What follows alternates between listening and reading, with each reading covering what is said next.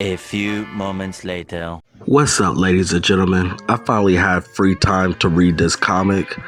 Like I said in previous videos, I buy a lot of comics, but to be honest, I probably read about 10 to 20 comics a year since I got my daughter. And this is one of the special moments where I read an issue, and it's the first issue of the TMNT. It's not a reboot. It's supposed to be connected with the last series that was 150 issues. But to me, this number one story feels different. I didn't really read that many issues of the last series, but it feels like if you're a new reader, that this is just a brand new story.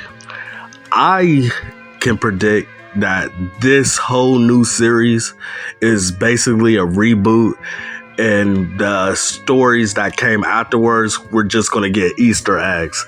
That's my prediction.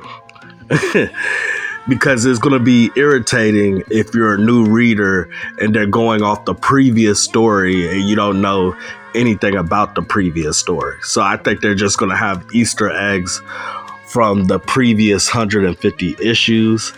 I hope that's what happened. But anyways, let's talk about this story. The writer is Jason Aaron. The artist is Joëlle Jones. Coloring is Bonda Patterson. And lettering is Sean Lee. Those are the people that put this comic together. And before I start this story, I would give this a 7 out of 10.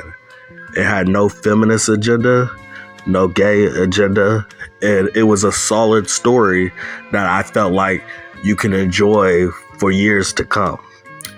The only problem I had was it wasn't that much action, and they're killing me because a lot of comics are starting to do this.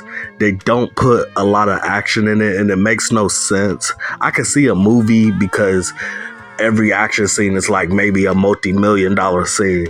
But in a comic where you can literally draw anything you want, I want to see more action. I just do. That's just me. But anyways, the beginning of the issue, Raphael is in prison.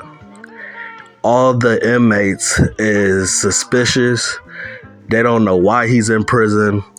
He's the only mutant there. And I thought that was kind of weird.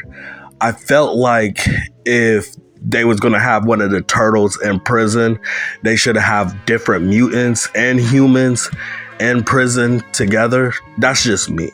Or let Raphael be in a prison where it's only mutants in there. That would have been kind of interesting, but whatever. So all of them are really suspicious. What's unique about this comic, Raphael is reading books. He seems more intelligent than he usually is, because he usually a bonehead, want to fight, all about the action, really, you know. But in this story, he's reading books. He's bright right here, and he hears some inmates about to try to break out, and he waits for weeks for them to finally go with their plan to break out of prison, and he stops them. Eventually he stops them, and the warden is like, hey, why didn't you tell me this stuff was going on? And Raphael kind of made a joke. He was like, it wouldn't be fun if I told you. So he stopped those inmates from breaking out. And then you really find out in the middle of this story that the warden wanted Raphael there to figure out some type of mystery, because he believes that this prison is not right and there's some devious things going on. And that's the reason why Raphael is in prison. So later on in this issue, it gets really, really dark. Raphael hears something outside of his cell. He comes out and he sees that there is a prison guard dead. It shocks the hell out of him. And he sees there's new inmates arrive and they look like the Foot Clan. They're ninjas. He's not sure what organization they're working for. He don't know if they're working for Splinter or Karai. At first, it looked like the Foot Clan is attacking Raphael, but he later realized he's not even a target.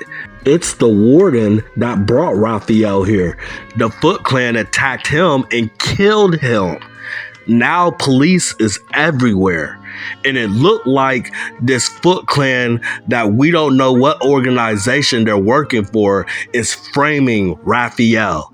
So Raphael sees what's going on and he basically escaping prison himself. And the way he did it is so easy.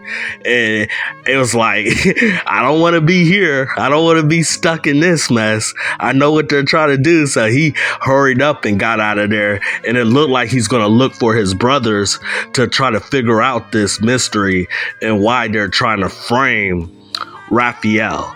And then at the end of the comic, you see this new character named Hale, and he's trying to be the mayor of this city. He looks crooked as hell. He looked like he's part of this clan, and it really just looked like it's an underground conspiracy going on, crooked politicians, and this is an interesting story. This really is. I'm excited for the next issue. This was a Raphael issue. The next, I think it could be Michelangelo. I'm not sure. I think Donatello could be last. I'm not sure. But it's going to be individual turtle stories. And then I guess in issue 5, that's when they meet up and we see where the story progress. But I like this. This is a 7 out of 10.